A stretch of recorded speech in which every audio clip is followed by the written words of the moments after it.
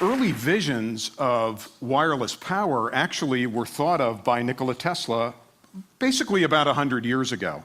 The thought that you wouldn't want to transfer electric power wirelessly, no one ever thought of that. They thought, who would use it if you didn't?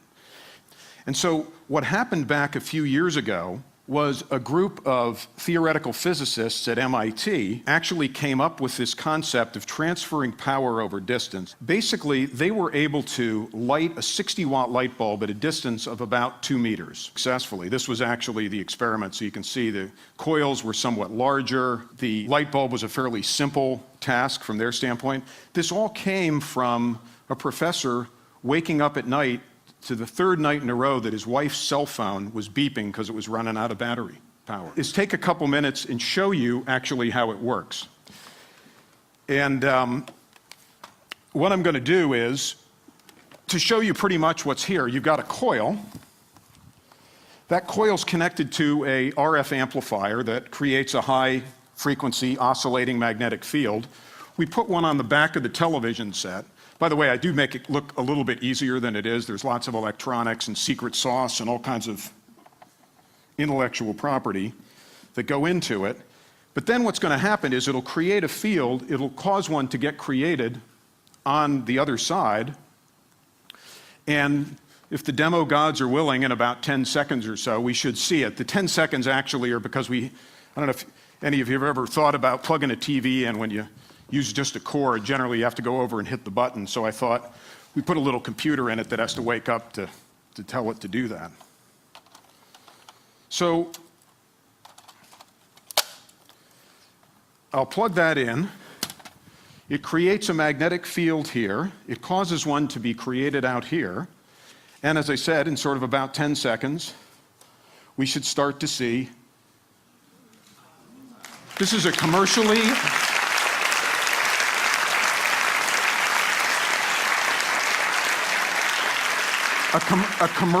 available color television set. Imagine you get one of these things, you want to hang them on the wall. How many people want to hang them on the wall?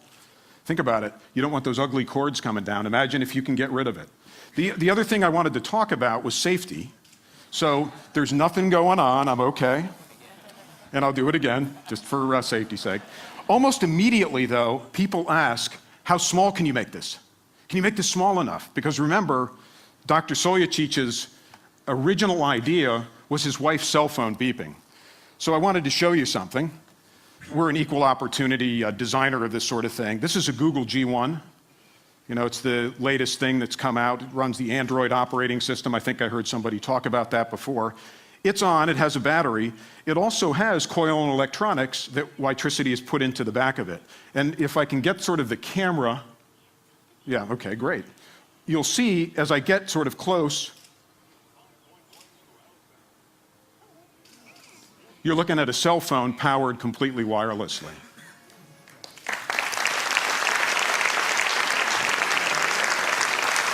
And I know some of you are Apple aficionados, so they don't make it easy at Apple to get inside their phone, so we put a little sleeve on the back, but we should be able to get this guy to wake up too.